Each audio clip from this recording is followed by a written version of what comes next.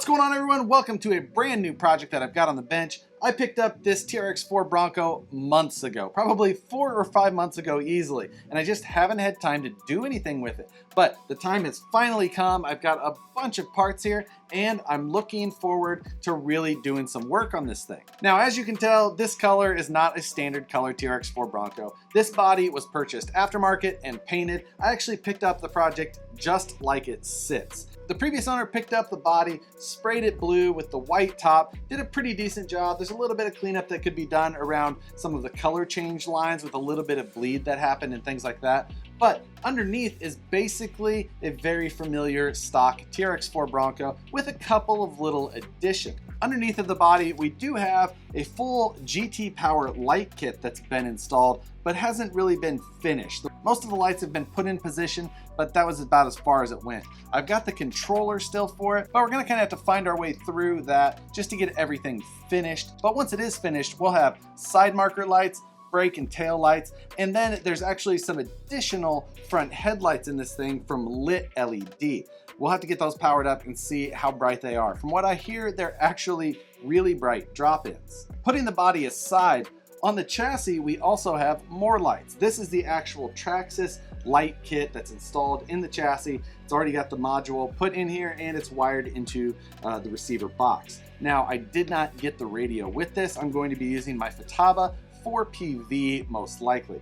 I am going to be removing the diff lockers on this and just going to all the time locked differentials. It's just the way that I prefer to go. It does still have a 2-speed. I'll probably leave that just because it's just going to be easy to leave it in there. I'm not personally a fan of 2 speeds. I prefer a nice brushless system. You can get all of the low speed and high speed that a vehicle like this can handle out of one system without those extra mechanical failure points. But since we've got the stock power system in this currently, I'm just gonna leave it. Now, as far as the chassis and running gear goes, there are some other things that I'm looking forward to doing. And the big one is that I'm going to be installing this Pro Air RC air ride setup. This replaces all 4 shocks with an fully adjustable air ride setup. Now, it's actually got a small compressor box and a remote separately so that you can control the ride height up and down independently front and rear on the vehicle.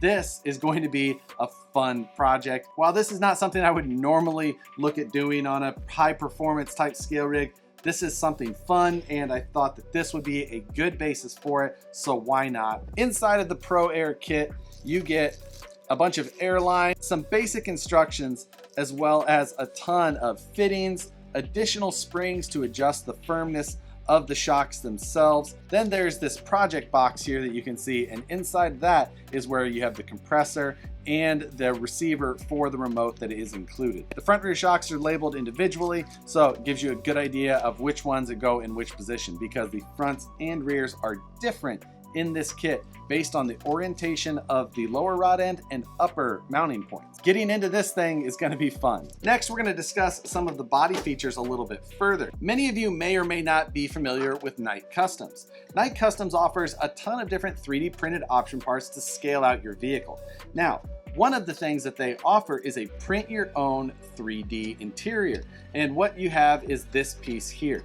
And what it does is it gives you this really nice base with a full 3D interior, including the seats, center console, and an area to mount the dash. Now, this attaches to the inside of the body, giving you the ability to fill out this interior with these nice see-through windows on this painted custom body. Now, Knight Customs gives you this base so that you can start to add some of the 3D printed option parts that he sells. For this one, I picked up a number of parts to help complete this entire interior. The first one is this recreation of the Ford Bronco dash, including a steering wheel, indicator stock, the whole deal. It's very nicely detailed. Now, you can go in there and detail paint this thing up if you really want it to shine. Next, I've got the door panels for this. Now, these come in a pair, but you snap them off and then you can apply them to the interior base that you have to give yourself a really nicely detailed door panel. This includes, the armrest, the hand window crank, everything looks very appropriate and very original Ford Bronco-like. Another big piece I got was the interior roll cage. This bolts nicely to the interior pan that I printed myself. We put it on there, it's gonna give us a nice, beefy off-road look. I think that it'll really help kind of scale this thing out to the look that I'm going for. And then we got a couple of other detail pieces, including some headrests and a floor-mounted shifter. Those will all get mounted to the interior pan, really to help complete the look of the interior, step this thing up quite a bit from the current state. As far as performance upgrades that I'm going to be doing, I got a couple of pieces from Bauhaus RC. First, I got their 3D printed skid plate. I want to make the most of the clearance that we get from the portal axles on the TRX4. Since we're going to have a higher center of gravity anyway because of a portal axle design, I just want to make the most of it and get all of the benefits we possibly can. Secondly, from Bauhaus RC, we're going to be running their molded battery tray. Now, the molded battery tray offers a lower center of gravity mounting position for the battery, again, to help with the raised center of gravity that the portal axles have. And then at the end, we're going to be powering this whole thing with some Genzace 4000 milliamp 3S LiPo packs. I usually run a fairly large battery when I'm trail riding. This one though is a 4000 pack rather than something like the 5000 or 5200 that I may normally run, just to keep the weight down just a little bit on a truck like this that is going to be a little bit heavy. And I will be switching out that TRX plug for an XT60 plug at the end. Lastly, I've got one of the Traxxas rear body panels for this with the taillight buckets.